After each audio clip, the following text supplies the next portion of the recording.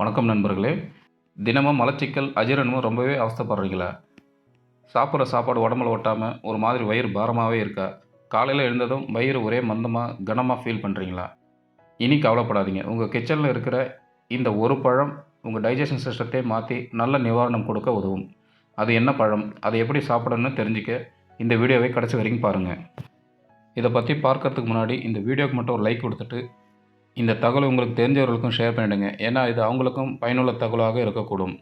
இது போன்ற அப்டேட்ஸ்களை நீங்கள் தொடர்ந்து பார்க்கறதுக்கு நம்முடைய தமிழ் ஆரோக்கியம் சேனலை மறக்காமல் சப்ஸ்கிரைப் பண்ணி வச்சுக்கோங்க. பக்கத்தில் இருக்கக்கூடிய பெல் பட்டனையும் கிளிக் பண்ணி ஆல் என்ற ஆப்ஷனை செட் பண்ணி வச்சுக்கிட்டிங்கன்னா நான் போடக்கூடிய எல்லா அப்டேட்ஸிலும் உங்களுக்கு நோட்டிஃபிகேஷன் அடிக்கடி வந்து சேரும். இன்றைக்கி நம்மளில் நிறைய பேர் ஃபேஸ் பண்ணுற ஒரு காமன் ஆனால் ரொம்ப முக்கியமான பிரச்சனை பற்றி தான் பேச போகிறோம். அதுதான் செரிமான கோளாறுகள். நாம் ஒரு அவசரமான உலகத்தில் வாழ்ந்துட்டுருக்கோம். காலையில் சரியாக சாப்பிடாம மதிய சாப்பாட்டை லேட்டாக சாப்பிட்டுட்டு நைட்டில் அளவுக்கு அதிகமாக சாப்பிட்றது, பாக்கெட்டில் வர உணவுகள், ஃபாஸ்ட் ஃபுட்டுன்னு நம்ம உணவு பழக்கமே தலைகீழாக மாறிடுச்சு. இதுக்கு மேலே வேலை டென்ஷனு, மன அழுத்தம், சரியாக தூங்காதுன்னு எல்லாம் சேர்ந்து நம்ம டைஜஷன் சிஸ்டத்தை நேரடியாக பாதிக்குதுங்க.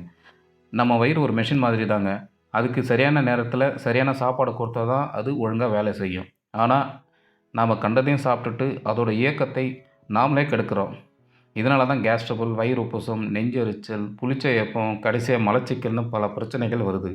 செரிமானம் சரியாக இல்லைன்னா சாப்பாட்டில் இருக்கிற சத்துக்கள் உடம்புல சேராது, கழிவுகளாக உள்ளேயே தங்கிடும். இந்த கழிவுகள் உடம்புல நச்சுக்களாக மாறி பல நோய்களுக்கு காரணமாக அமையுது. ஆனால் இயற்கையாகவே இந்த பிரச்சனைகளை சரி செய்ய ஒரு சூப்பரான வழி இருக்குது. அதை பற்றி தான் நாம் இப்போது டீட்டெயிலாக பார்க்க போகிறோம். அந்த அற்புத பழம் வேறு எதுவும் இல்லைங்க, நம்ம பப்பாளி தான். நம்ம ரொம்ப சாதாரணமாக நினைக்கிற இந்த பப்பாளி பழத்தில் தான் நம்ம செரிமான மண்டலத்தை சரி பண்ணுற ஒரு சக்தியே இருக்குது. தேவதைகளின் பழம்னு கிறிஸ்டோபர் கொலம்பஸால் சொல்லப்பட்ட பப்பாளி அதோட டேஸ்ட்டுக்கு மட்டும் இல்லைங்க, மருத்துவ குணங்களுக்கும் ரொம்ப ஃபேமஸ். சரி, இந்த பப்பாளி எப்படி நம்ம செரிமான பிரச்சனைக்கு உதவுது? இதுக்கு முக்கிய காரணம் பப்பாளியில் உள்ள பைப்பைன் என்கிற ஒரு பவர்ஃபுல் என்சைம் தாங்க. இந்த பைப்பின் புரோட்டீனை உடைக்கின்ற ஒரு சூப்பர் ஹீரோ மாதிரி. நம்ம சாப்பிட்ற சாப்பாட்டில் முக்கியமாக இறைச்சி மாதிரி கடினமான புரோட்டீன் உணவுகளை ஜீரணிக்க நம்ம வயிறு ரொம்பவே கஷ்டப்படும். இந்த இடத்துல தான் பைப்பன் என்ட்ரி ஆகுது.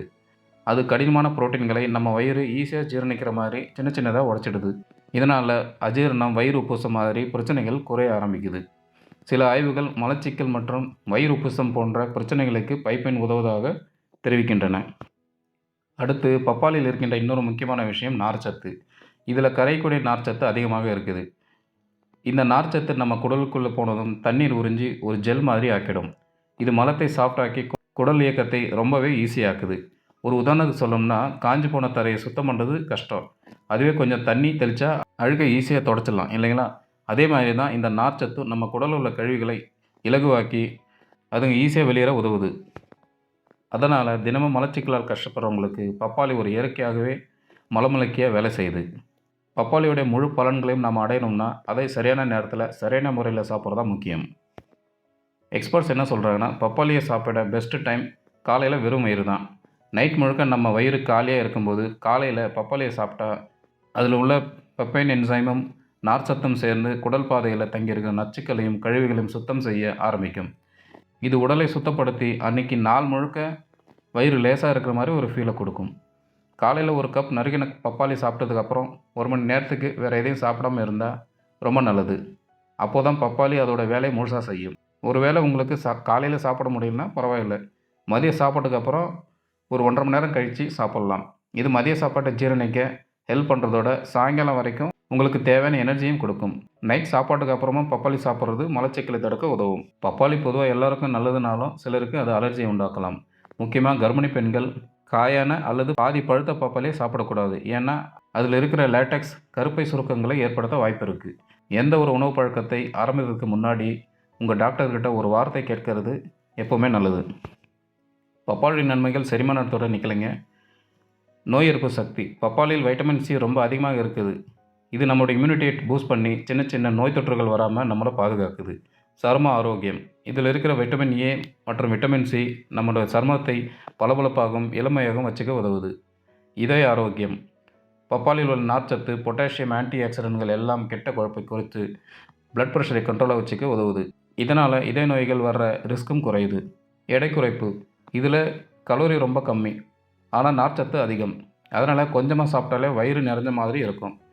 இது அடிக்கடி பசிக்கிறதை கட்டுப்படுத்தி வெயிட் லாஸுக்கு ஹெல்ப் பண்ணுங்க. புற்றுநோய் எதிர்ப்பு. பப்பாளி பழத்தில் உள்ள லைக்கோபின் புற்றுநோய் அபாயத்தை குறைக்கும் என ஆய்வுகள் தெரிவிக்கின்றன.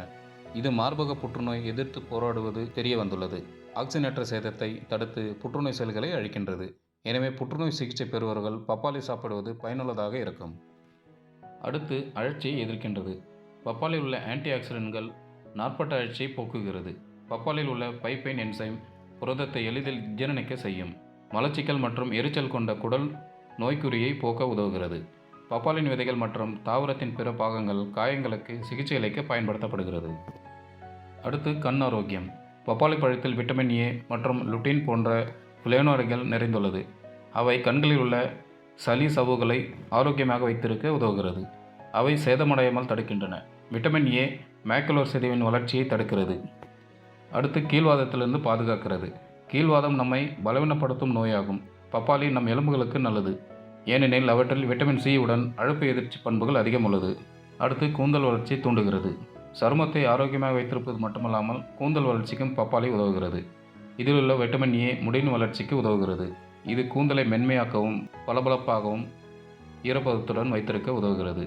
பப்பாளி சாற்றை உச்சந்தலையில் பயன்படுத்துவதே பொடுகு தொல்லையை போக்கும். இதில் உள்ள ஊட்டச்சத்துக்கள் முடி உதலை கட்டுக்குள் வைத்திருக்கும். முடியின் பலத்தையும் இந்த பப்பாளி அதிகரிக்கும். பப்பாளி ஒரு சூப்பரான சாய்ஸ்னாலும் செரிமானத்துக்கு உதவக்கூடிய இன்னும் சில பவர்ஃபுல்லான பழங்களும் இருக்குது. அதையும் பார்க்கலாம் வாங்க. ஆப்பிள். தினமும் ஒரு ஆப்பிள் மருத்துவரை தள்ளி வைக்கணும்னு சொல்லுவாங்க. ஆப்பிளில் பெக்டின்னு ஒரு நார்ச்சத்து இருக்குது.